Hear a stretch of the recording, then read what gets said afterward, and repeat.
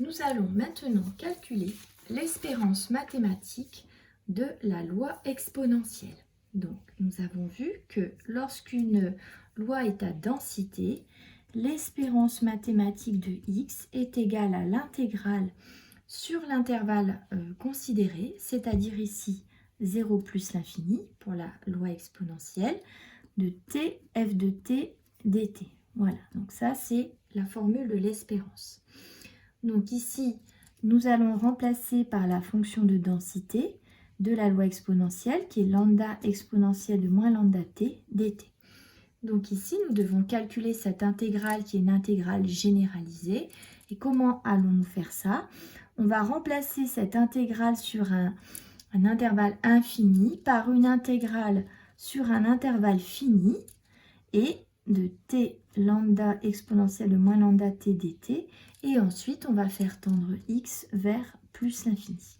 Donc, nous devons nous calculer la valeur de cette limite pour avoir l'espérance de la loi exponentielle. Donc, naturellement, ici, on va, avant de calculer la limite, on va chercher à calculer l'intégrale qui est ici. Donc, d'habitude, quand on calcule une intégrale, on a une primitive. On cherche une primitive. Seulement, on peut chercher une primitive. Donc, la primitive, d'habitude, ce qu'on fait, c'est qu'on cherche dans notre tableau de primitive une formule qui pourrait correspondre. Et la seule formule avec l'exponentielle qui apparaît dans le tableau des primitives, c'est U' exponentielle de U. Donc ici, on se dit, bon, bah, très bien, à ce moment-là, bah, U, c'est forcément moins lambda t. Et du coup, hein, c'est ce qu'il y a là. Et du coup, U', du coup, c'est moins lambda. Seulement, quand on veut exprimer cette fonction ici, que je vais appeler G, enfin, non, je ne vais pas l'appeler G, mais quand je veux exprimer cette fonction, à savoir t lambda exponentielle de moins lambda t, sous la forme de U' exponentielle de U, je vois bien l'exponentielle de U qui est là. Le lambda, ce n'est pas un problème, c'est une constante. De toute façon, il est presque là, hein, on peut mettre le moins lambda. Mais le problème, c'est qu'ici, il faudrait pouvoir rajouter ce t là. Il y a ce t qui est ici et qui ne figure pas dans U'. Donc, nous avons vu dans le chapitre primitif qu'il n'y a pas de formule pour U fois V. Je ne peux pas dire, ah bah ça c'est fois T, et donc je prends une primitive de ça, fois une primitive de ça. Ça ne marche pas. Primitive de U fois V, il n'y a pas de formule, ça n'existe pas, c'est pas comme ça qu'on fait. Et donc, je suis bloquée ici, je ne peux pas trouver de primitive directement de cette fonction, tout simplement parce que la fonction n'est pas sous une bonne forme. Et je vous avais déjà expliqué que le calcul de primitive, c'est difficile et là, en l'occurrence, on est bloqué. Donc, bien entendu, si on nous demande de calculer cette espérance, c'est que ça va être faisable, mais il va falloir travailler un peu plus, on ne peut pas trouver de primitive directement. Donc, je propose un exercice qui va nous permettre de calculer cette espérance, c'est-à-dire on va utiliser une fonction auxiliaire. Donc, en fait, on va prendre cette fonction-là qui est là. Donc, on va poser g de t égale t exponentielle moins lambda t. Parce qu'en fait, le lambda, c'est qu'une constante. On pourrait très bien le mettre dans g, mais là, ici, en l'occurrence, dans cet exercice, on ne l'a pas mis. De toute façon, lambda est une constante. Mais en gros, on prend cette fonction-là et on va l'étudier et on va voir comment on va s'en sortir. Donc, la fonction g est définie sur 0 plus l'infini par g de t égale t exponentielle moins lambda t.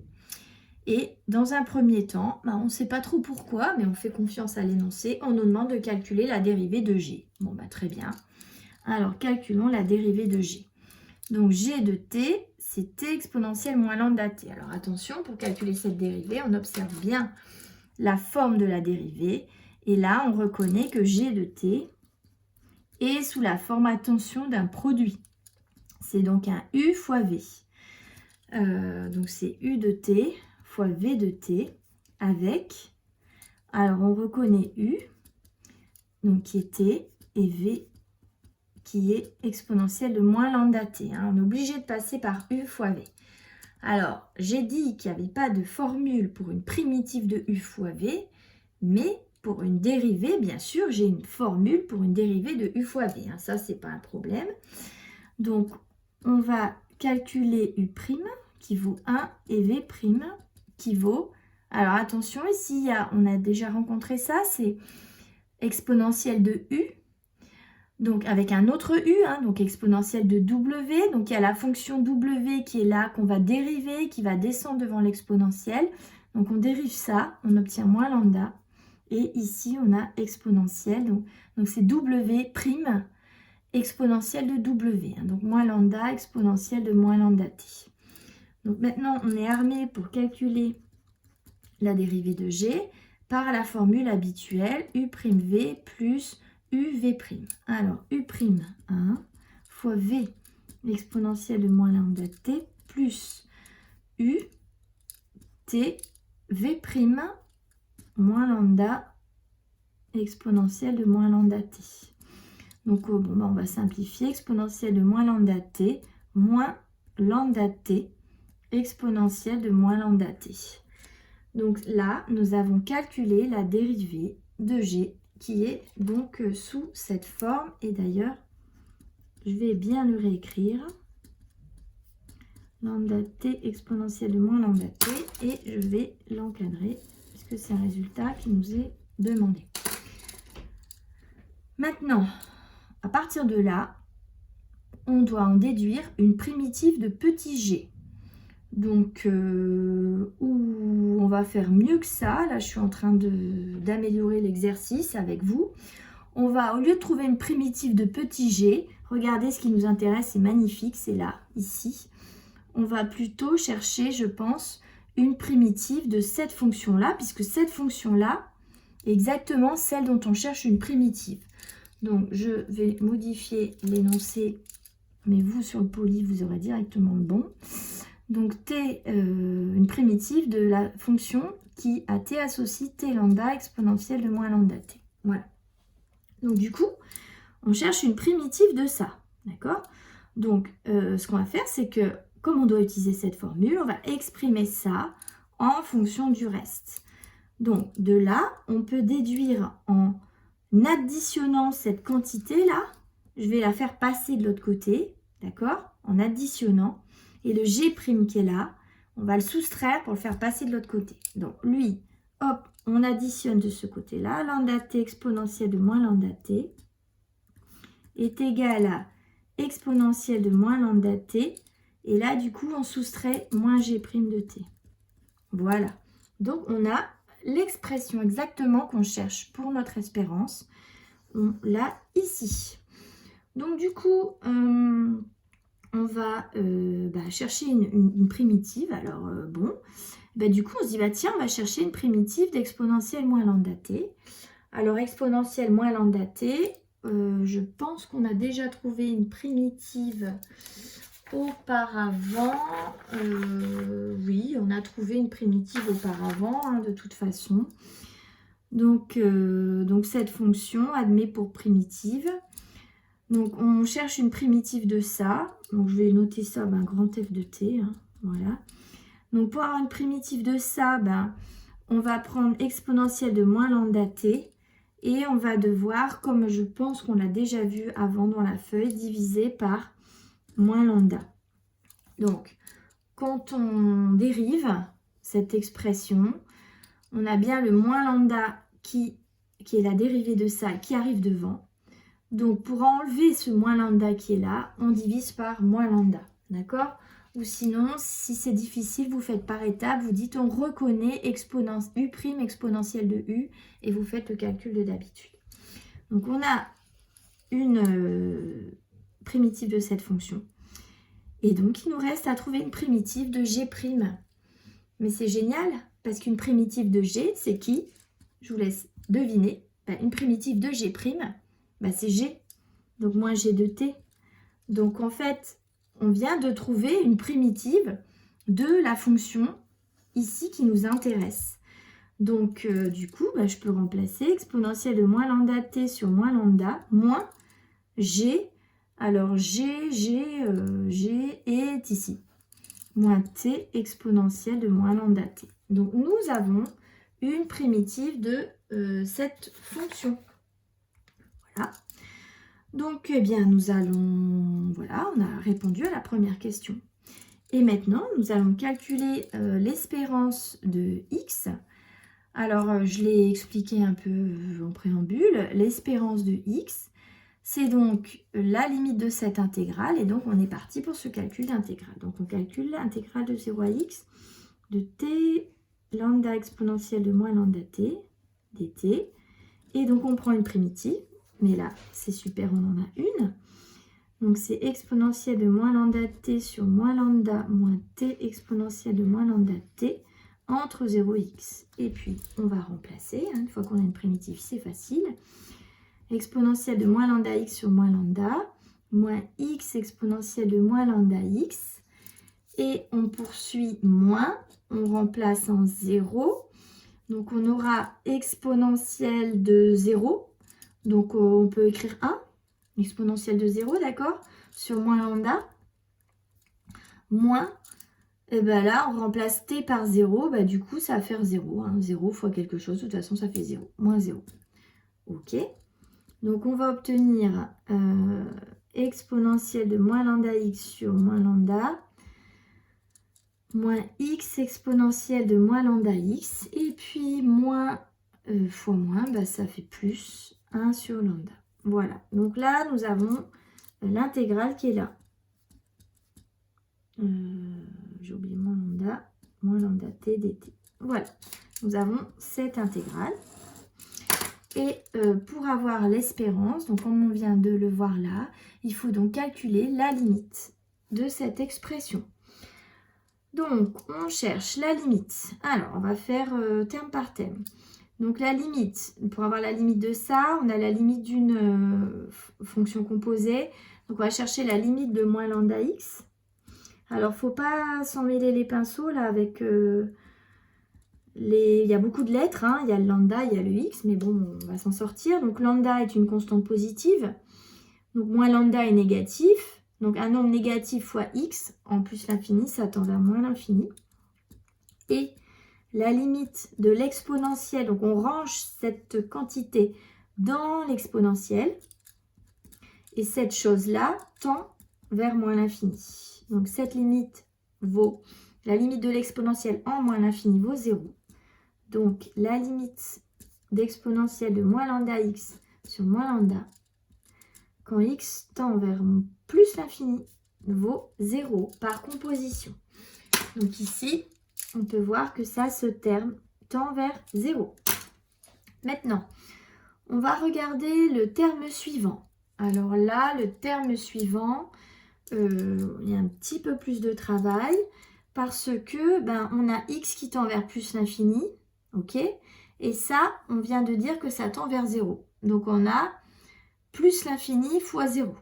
Donc en fait, on a ici une forme indéterminée plus l'infini fois 0. Donc je ne peux pas calculer comme ça la limite, c'est une forme indéterminée.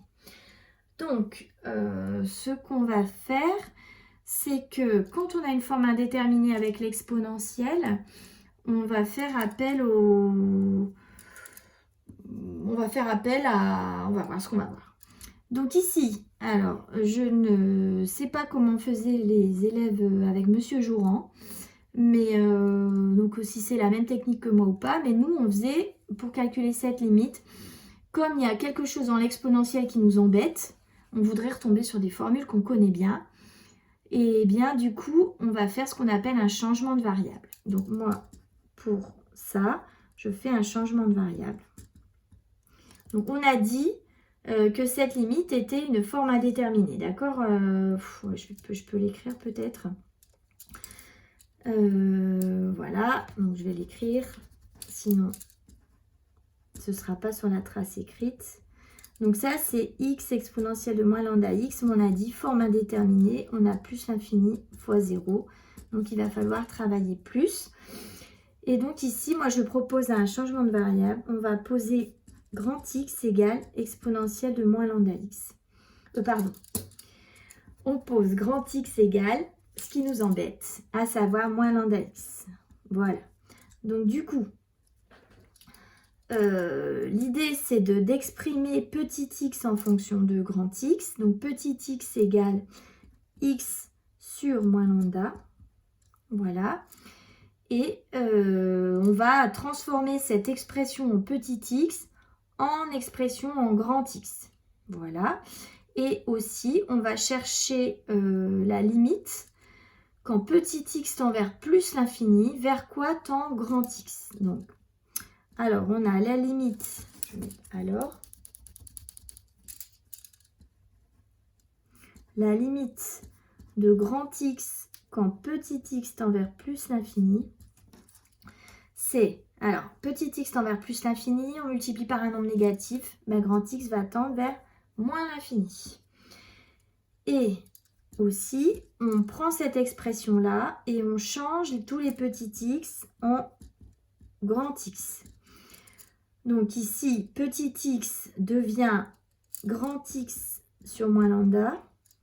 Et on a exponentielle de grand X. Voilà. Et donc, on a, voilà, je vérifie que je ne me suis pas trompée, grand X sur moins lambda sur exponentielle de grand X. Donc, du coup, le changement de variable nous dit que la limite lorsque petit x tend vers plus l'infini de la quantité en petit x, c'est la limite de cette même chose, mais cette fois-ci qui est exprimée avec des grands X, quand cette fois-ci, grand X tend vers moins l'infini. Voilà. Donc, du coup, on est amené à calculer cette limite. Alors, si on la calcule ici, on voit en fait qu'on a encore une forme indéterminée, puisque exponentielle de grand X, c'est exponentielle de moins l'infini, ça tend vers 0, et grand X tend vers moins l'infini. Vous allez dire, bah d'accord, on a une forme indéterminée, on n'a pas avancé. Mais si on a avancé, parce qu'ici, en fait, là, vous reconnaissez normalement, ici, c'est une croissance comparée, donc c'est une limite qui est connue dans le cours. Donc pour bien la faire apparaître, je vais enlever ce lambda, là, enfin, je vais le mettre devant, parce que le moins 1 sur lambda est un peu perturbant. Donc je le mets devant, et ici, fois grand X exponentielle de grand X. Donc cette limite-là est, d'après les croissances comparées connues, cette limite-là, on la connaît, elle vaut 0. Et donc, pour finir, on a moins 1 sur lambda fois 0, et donc la limite, eh bien, vaut 0. Donc je précise, je rédige, car la limite de grand X exponentielle de grand X quand grand X tend vers moins l'infini, eh bien, cette limite est 0 d'après les croissances comparées. Voilà. Donc, grâce au changement de variable, nous venons de montrer que cette limite ici, là, la limite du deuxième terme, est 0. Donc, pour les élèves de Monsieur Joran, je ne sais pas si vous faisiez comme ça les changements de variables. Donc, si vous faisiez autrement, vous faites comme vous faites d'habitude. Et ne vous embêtez pas, hein, si vous ne l'avez pas vu, ça c'est bon, voilà. Et vous faites comme vous faisiez avant. Alors je ne sais pas quelle technique vous utilisiez, enfin j'ai une petite idée, mais bon, moi on a fait comme ça. Et puis voilà, vous faites comme vous avez l'habitude. Donc nous on cherche la limite, et donc du coup, pour revenir à notre calcul, cette quantité tend vers 0, cette quantité tend vers 0, bah donc qu'est-ce qui nous reste? La limite de ça quand x tend vers plus l'infini, bah, il reste ça. Il ne reste plus que lambda. Donc, on va dire ainsi, la limite quand x tend vers plus l'infini de l'intégrale de 0 à x de t lambda exponentielle de moins lambda t, ça fait donc, là, comme on vient de le dire là, 0, moins 0, plus 1 sur lambda. Et cette limite, bah, du coup, ça vaut 1 sur lambda. Nous venons donc d'établir l'espérance de la loi exponentielle qui est égale à 1 sur lambda. Et voilà un résultat qui est donc à connaître.